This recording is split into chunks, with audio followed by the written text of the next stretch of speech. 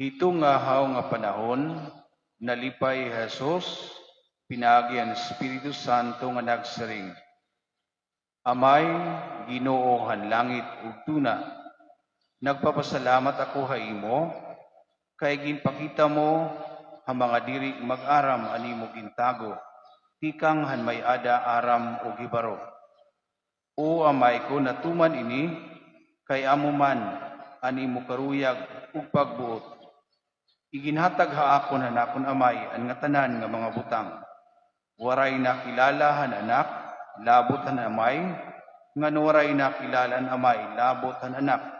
Ngan hadton mga ginpili han anak, hinpagpahayag ha iya.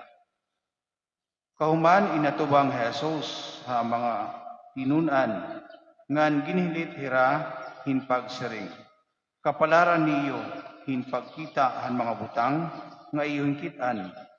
Susumatan kamo nga damo nga mga manaragna ngan mga hadi an karuyag kumita han iyo hingkitan kundi waray hira makita ngan mamati han iyo hinbatian kundi waray hira akabati.